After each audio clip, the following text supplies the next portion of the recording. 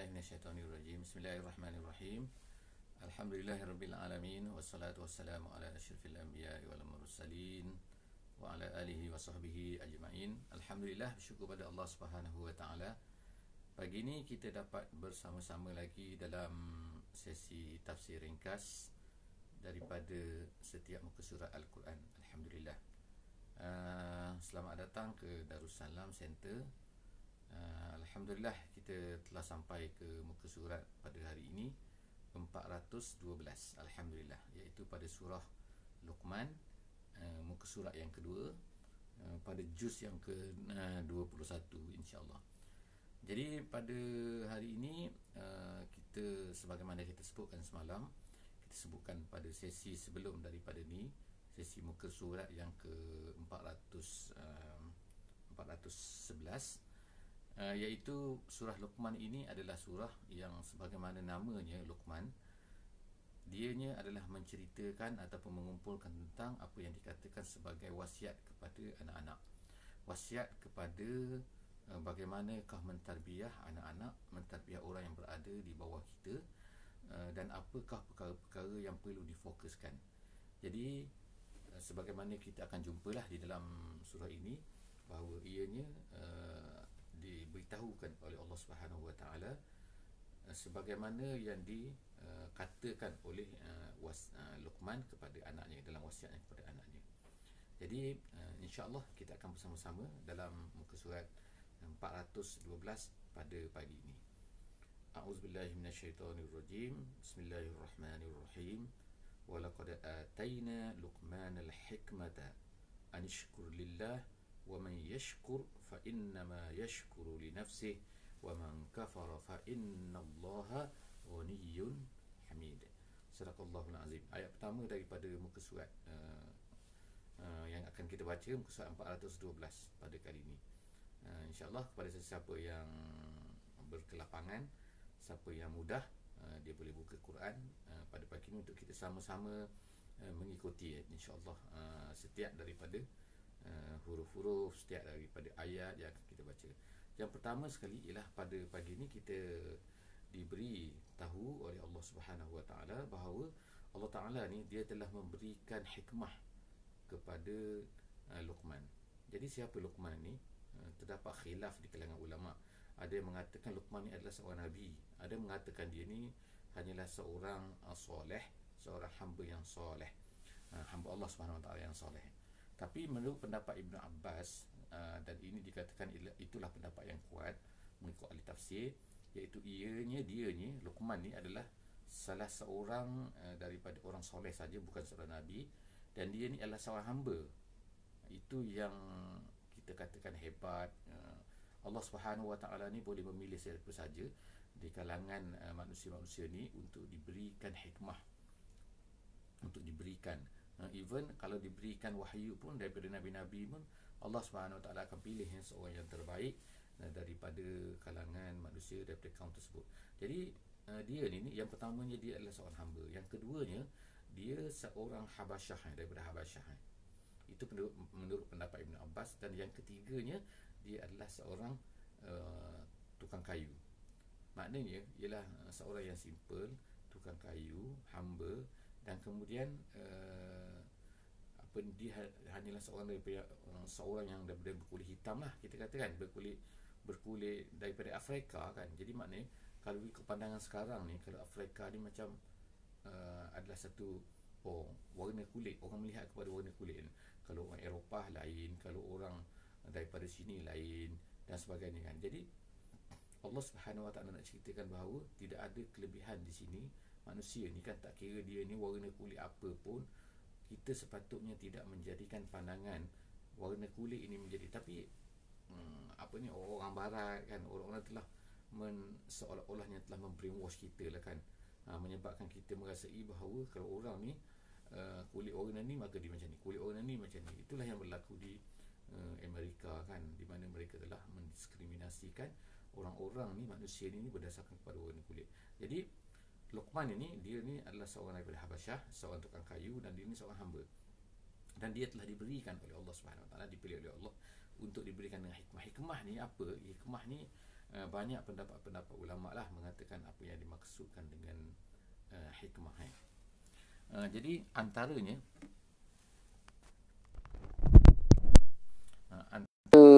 yang disebutkan oleh para ahli tafsir, hikmah ni ialah seorang yang dapat beramal dengan apa yang betul, dan tetapi yang masyhurnya ialah seorang yang boleh mengeluarkan, dia seorang yang bijak. Hikmah ni diberikan kebijaksanaan dan dia boleh bercakap dengan satu kata-kata yang mana sangat-sangat bermakna.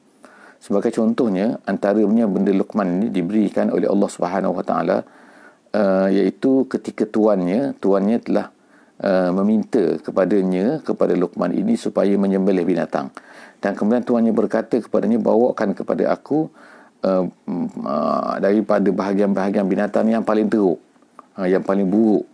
Jadi apa yang diberi oleh Luqman ialah diberikan, selepas daripada disembelih, diberikan lidah dan juga jantung, hati kepada tuannya. Kemudian selepas daripada itu, tuannya pada kali yang lain, tuannya telah meminta kepadanya sembelih binatang dan berikan kepada aku apa yang terbaik daripada anggota binatang ni. Kemudian Luqman telah membawa benda yang sama juga, iaitu lidah dan juga hati. Kemudian tuannya bertanyalah, aku minta pada kau supaya kau ni bawa benda yang paling buruk pada binatang tu, kau bawa kepada aku lidah dan hati. Kemudian yang paling baik pun sama juga, kau ni mana satu betul? Jadi Luqman pun berkata, dia kata manusia kalau jahat hatinya, kalau jahat mulutnya, maka dia yang paling jahat. Tetapi dengan hati dan juga lidah jugalah manusia ini boleh menjadi paling baik, terbaik.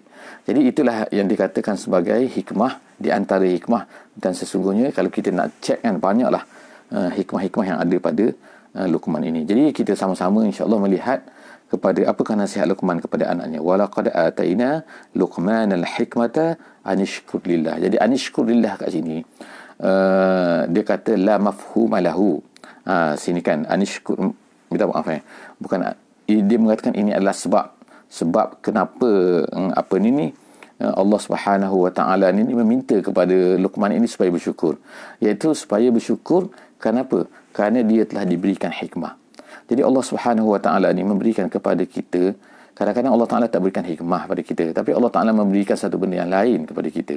Allah Taala memberikan kadang-kadang kebijaksanaan, kadang-kadang Allah Taala memberikan kekuatan, kadang-kadang Allah Taala memberikan wajah yang indah, wajah yang comel, yang cantik, kadang-kadang macam-macam. Allah Taala berikan kekayaan, Allah Taala berikan.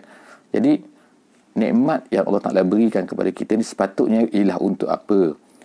Untuk inilah, iaitu anishkur lillah. Sepatutnya ialah, kalau ikut tafsirnya dia kata, dan Allah Taala berkata kepada Luqman ini selepas daripada diberikan hikmah itu, iaitu apa? Supaya dengan hikmah itu kamu ni akan bersyukur kepada aku.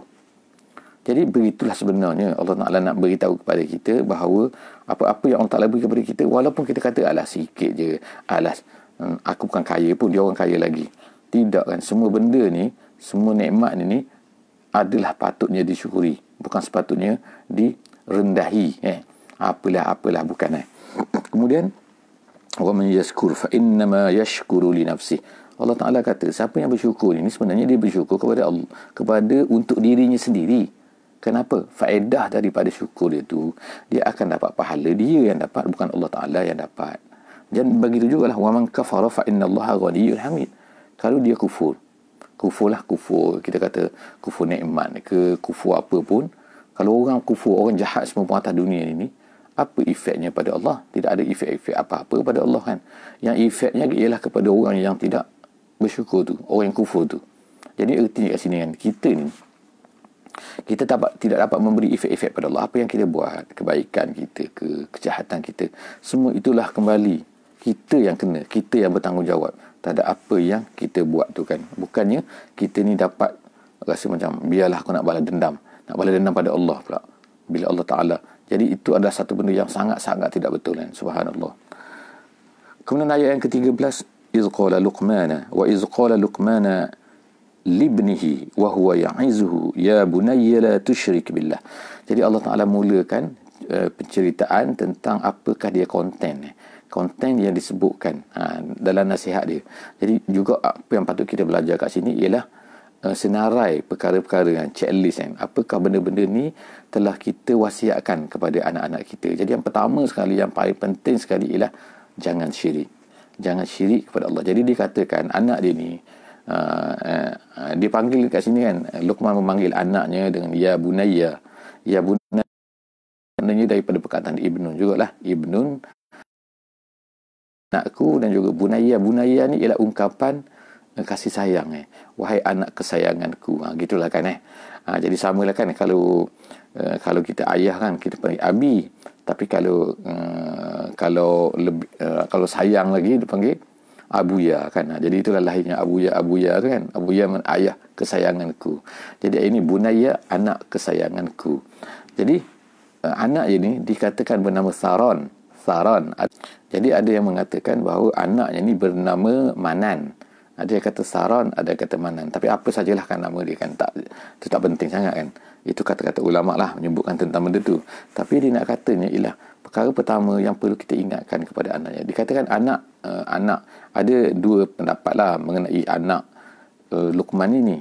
Adakah anak dia tu dah Islam ataupun anak itu belum Islam. Jadi ada pendapat kata anak dia ni masih lagi berada pada kekufuran pada masa tu. Lalu Luqman pun menasihatilah anak dia tu, lalu dikatakan ya bunayya la tusyrik billah, jangan kamu syirik. Jadi selepas daripada dakwah yang dibuat oleh Luqman tadi tu, akhirnya maka anak dia telah masuk Islam, telah menjadi Islam, alhamdulillah. Tapi kalau dia dah Islam, tapi Allah Ta'ala peringatkan juga. Jadi maknanya kesimpulan kat sini ialah kan kita ni kan anak kita tak kisahlah kan anak kita, orang bawahan kita dan sebagainya. Yang pertama sekali ialah kita kena ajar mereka, kena nasihatkan mereka, iaitu jangan syirik. Sebab apa? Syirik ni adalah inna syirka la zulmun azim. Syirik adalah zalim yang paling besar sekali kan. Azim bukan benda kecil kan, syirik kan. Jadi sebab itulah kalau kita tengok sekarang kan manusia di keliling kita ni kan ramai sangat yang syirik kan. Syirik kepada Allah Subhanahu Wa Taala. Jadi mereka telah melakukan sebenarnya kezaliman yang sangat-sangat besar kan. Kenapa? Kerana mensyirikkan Allah Taala. Walaupun mereka ni tak bunuh diri ke, mereka tak kacau orang ke, tak rampas harta orang ke, tak bunuh orang ke, kita kata dia tak buat zalim ke orang. Bukan. Kezaliman yang paling besar sekali ialah syirik. La zulmun azim. Jadi kita kena ingat tu kan benda tu kan, bahawa sebenarnya ramai manusia sekarang ni sedang melakukan syirik apabila mereka tu tidak beriman, ataupun kalau dah beriman pun ada juga yang bercampur kan, sebagaimana Allah Ta'ala sebut dalam ayat yang lain. Wa wassaynal insana biwalidayhi hamalathu ummuhu wahnan ala wahn. Jadi kemudian seterusnya perkara yang kedua yang diwasiatkan oleh Luqman kepada anaknya ialah tentang sikap seorang anak kepada kepada ibu bapanya, kepada ibu dan ayahnya. Jadi Allah Subhanahu Wa Taala sebutkan ke sini yang pertama lah biwalidayhi, itu dua ibu bapa. Dua ibu bapa ni adalah tanggungjawab kepada anak untuk berbuat baik kepada keduanya. Jadi sebab tu disebut biwalidayhi, dengan kedua-dua ibu bapanya. Jadi mak berperanan lain, ayah berperanan lain kan. Peranan masing-masing tu kan. Yang ni adalah melahirkan, yang ni adalah mengandungkan, kemudian yang ni adalah menjaga ibu tu kan, memberi makan kepada ibu tu, mencari nafkah untuk ibu tu. Jadi kedua-dua tu adalah berperanan lah semata-mata untuk melahirkan zuriat yang baik, melahirkan anak dan menjaga anak, memelihara anak dan sebagainya kan. Jadi kedua-dua tu berfungsi. Jadi Allah Ta'ala sebutkan sini ialah emaknya dulu kan, kisah emak tu, hamalathu ummuhu wahnan ala wahnan. Allah Ta'ala kata mak ini dia mengandungkan anak tu. Jadi kita bayangkan wahnan ni artinya dha'fan Jadi wahnan ala wahnan, dha'fan ala dha'fin, gitu kan maknanya. Lemah. Jadi setengah ulama tafsir katakan iaitu lemah ni artinya lah dia makin berat anak tu, baby tu kan dalam perut mak dia tu kan. Kan dulu memanglah kecil kan, tapi lama-lama makin besar. Tengokkan anak yang lahir berapa berat sekarang ni, 3 kilo. Bayangkan 3 kilo lah. Mula-mula dia kecil, tapi lama-lama dia membesar sampailah 3 kilo. Jadi mak tu bawa ke mana-mana, boleh lepas, boleh tinggal, gantung kat dinding ke sekejap tu kan.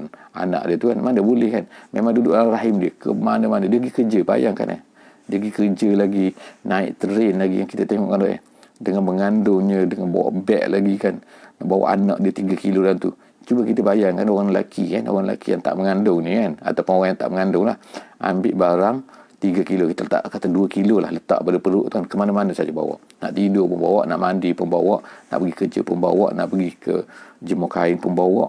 Tak boleh lepas benda tu kan. Sehinggalah sampai kepada 9 bulan. 9 bulan. Bukan 2 hari, bukan 3 hari, bukan 1 bulan, 9 bulan. Jadi itulah Allah Ta'ala katakan, mak ni kan betapa beratnya dia mengandungkan anaknya. Sebab itulah mak anak ni kena, yang sebutkan situ kan, sebut kena buat baik tu, wa wasainal insan biwalidayhi tu, birran tu kena birran biwalidayhi tu, sebab dia mengandung nombor 1 tu, sebablah reason Allah Ta'ala sebut kenapa kena buat baik tu kan. Kemudian wa fisaluhu fi amaini, wa fisaluhu tu fiton gitu. Fiton tu dalam bahasa Arab artinya ialah berhenti daripada menyusu. Maknanya Allah Ta'ala sebut kat sini, mak ni sepatutnya lah kan menyusukan anaknya selama 2 tahun. Gitu kan. Tapi sekarang ni jarang lah kan kita nak menyusu selama 2 tahun, kita sibuk kerja dan sebagainya. Tetapi makna seboleh-bolehnya ialah menyusu selama 2 tahun. Jadi Allah Ta'ala sebut kat sini, mak tu beri susu kepada anak tu selama 2 tahun, dijaga anak tu. Maknanya anak ni, baby ni, kalau tak makan benda lain, roti tak makan, nasi tak makan, neston tak makan, apa pun, hanya dia makan susu ibu dia, dah cukup lah selama 2 tahun tu. Allah Ta'ala sebut kat sini kan, wa fisaluhu fi amaini. Okey, kemudian seterusnya ialah jadi Allah Ta'ala sebut kat sini apa lagi tu, iaitu anishkurli wali walidaika. Tapi kenalah bersyukur kepada Allah. Bersyukur kepada Allah juga. Janganlah makna bersyukur sayang kepada mak, sayang kepada anak sampai tak bersyukur kepada Allah kan. Anishkurli wali walidaika ilayyal masir. Tapi sebenarnya selepas daripada itu, kamu akan kembali kepada aku. Aku yang menjadikan kamu. Kemudian kamu akan kembali balik kepada aku selepas daripada itu. Kemudian habis ayat nombor 1, ayat pertama ni, ayat 14 ni tentang buat baik kepada ibu bapa.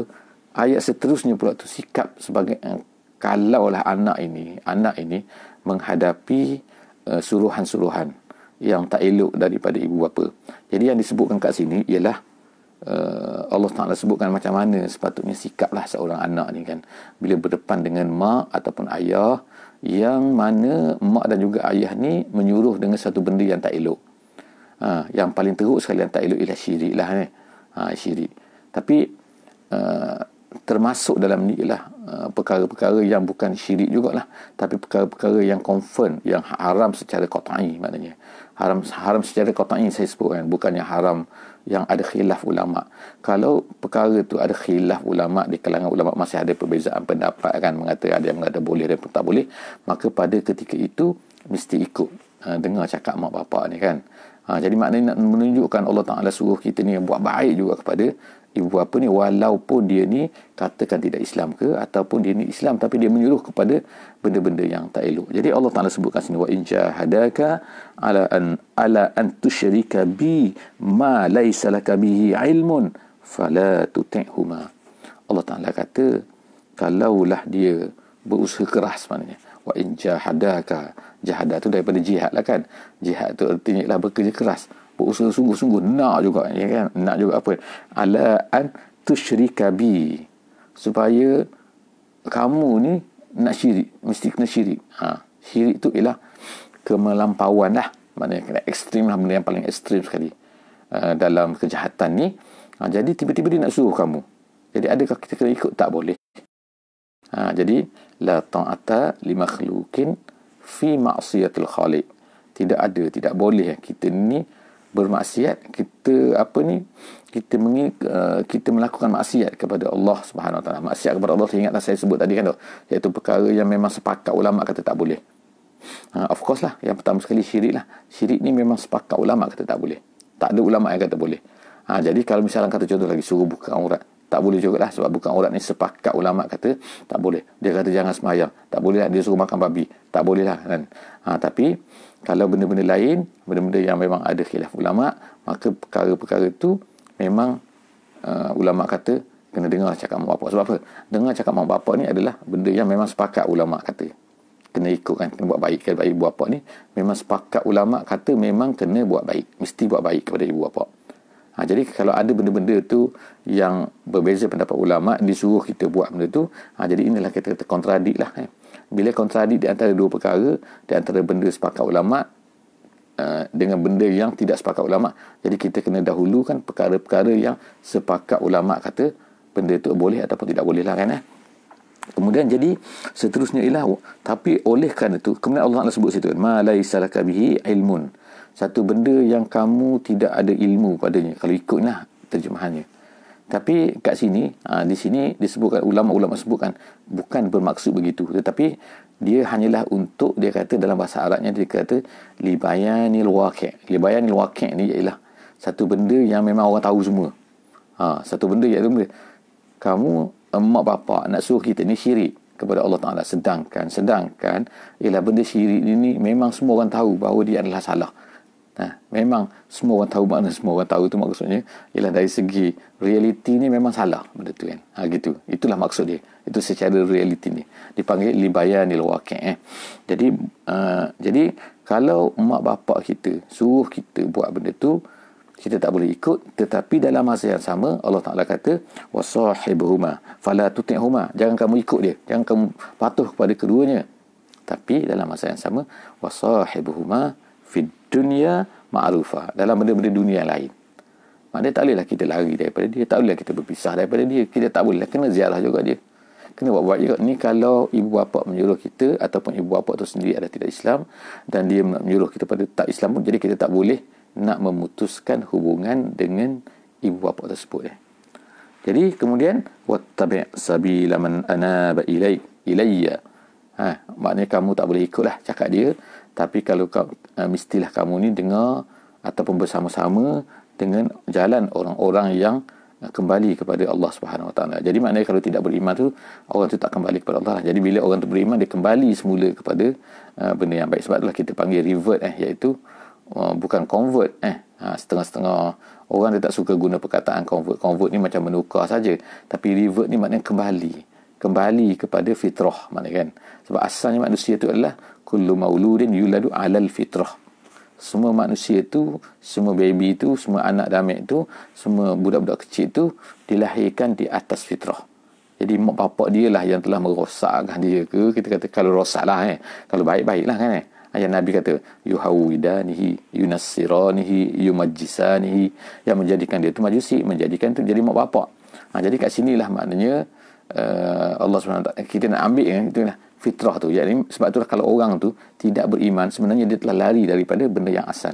Yang asalnya ialah, yang sepatutnya ialah dia ni beriman. Jadi kat sini Allah Subhanahu Wa Taala kata, iaitu apa? Wasahibu ma fid dunya. Tapi dalam urusan-urusan dunia, kita kena buat baik kepada ibu bapa, iaitu sayang, tegur, kena ziarah, kena bagi makan, bagi nafkah dan sebagainya. Kemudian wattabi' sabila man anaba ilayya, tapi hendaklah kamu ikut orang-orang yang baik, orang yang kembali kepada Allah. Kemudian summa ilayya marji'ukum. Kenapa selepas daripada ni kamu nak lari pun kamu kena kembali kepada Allah juga. Kamu tak boleh lari kepada Allah juga, kamu akan kembali. Fa unabbi'ukum bima kuntum ta'malun. Selepas daripada ni kamu akan diceritakan semua benda yang kamu lakukan. Jadi ni adalah kandungan. Kita jangan lupalah bahawa sekarang kita ni masih lagi dalam cerita wasiat-wasiat ataupun pesanan-pesanan Luqman kepada anak dia. Seterusnya, ya bunayya. Dia sebut lagi, wahai anakku, anak kesayanganku, innaha in taku mithqala habbatin min khardalin fatakum fi sakhratin aw fi samawati aw fil ardi ya'ti biha Allah. Sekarang seterusnya ialah nak beri kesedaran, nak beri kefahaman kan. Nak supaya kena faham setiap orang tu, setiap anak-anak tu kan, tak ada difaham bahawa tentang muraqabah. Muraqabah ni ialah Allah Ta'ala memerhati, Allah Ta'ala tahu, Allah Ta'ala tengok, Allah Ta'ala akan membawa ceritakan balik semula apa yang telah kita lakukan di dunia ni. Sebab itulah disebutkan kat sini, wahai anakku, tidak ada benda pun sebiji benda yang kecil, biji sawi. Dia kata khardal ni maknanya biji sawi. Biji sawi ni adalah benda yang paling kecil lah yang boleh dilihat, sebab pada masa tu tak ada teropong. Dan manusia kalau tak ada teropong boleh tengok benda tu, tapi dia kecil. Ataupun satu lagi ialah dia kata, iaitu seperti abuk-abuk yang berterbangan bila kita buka tingkap tu kan.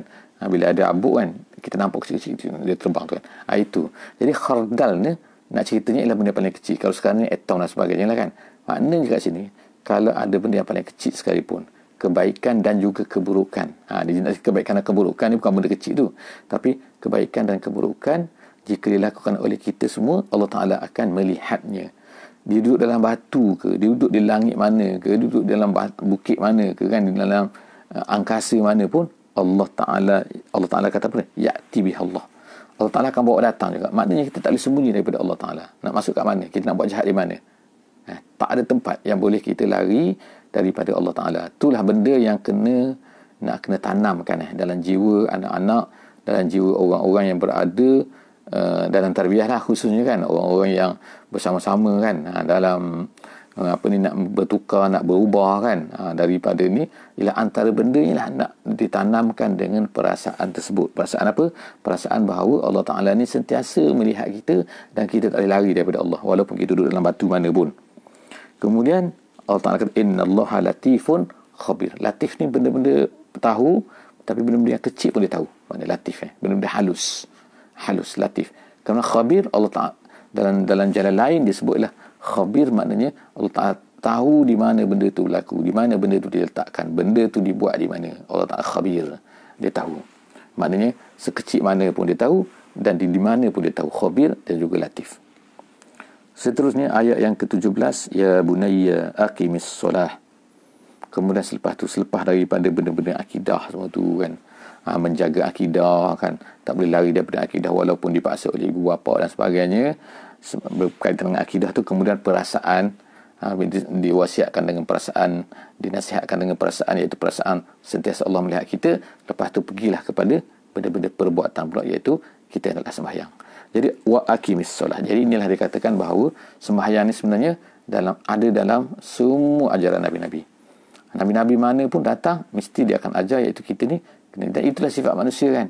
Sifat manusia ni dia memang dia memang rasa ingin untuk berjumpa, ada masa bersama dengan Tuhan, bersama dengan Allah kan. Jadi perasaan itu memang lalurilah. Jadi ke mana nak dihadapkan? Kepada Tuhan yang betul lah kan, kepada Allah Subhanahu Wa Taala yang mencipta, yang memberi makan, yang memberi mematikan, menghidupkan semua kita tu. Jadi seterusnya jadi dia kata sini, wahai anakku, didikkanlah solat, dan kemudian wa'mur bil ma'ruf.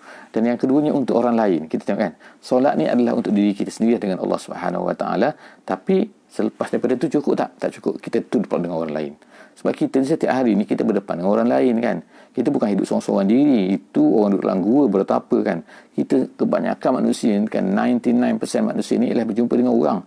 Pergi kedai, pergi kerja, pergi sekolah, pergi universiti, pergi mana kan. Pergi, tak kira lah kan, pergi ke pasar, pergi buat apa saja, dia akan berjumpa dengan manusia. Jadi bila berjumpa manusia, apakah tanggungjawab kita terhadap manusia? Jadi disebutkan kat sini nasihatnya lagi, wa'mur bil ma'ruf. Iaitu hendaklah kita menyuruh dengan kebaikan. Wanha anil munkar, dan melarang daripada kemungkaran. Of course lah kita akan jumpa depan ni. Ada orang buat baik, ada orang buat jahat kan. Ada orang tak buat apa-apa, kita suruh dia buat baik. Kalau dia buat kemungkaran, kita kena tegur dia. Itu maknanya sifat amar ma'ruf, kita kata nahi munkar mesti syarat kepada seorang muslim. Kemudian wasbir ala ma asabak. Disebutkan perkataan sabar kat sini. Kenapa dia sebut perkataan sabar? Dia nasihatkan anak dia kena bersabar. Iaitu memang nak buat benda baik ni berat. Dan juga nak menyuruh kepada benda baik ni akan mungkin menghadapi masalah kan.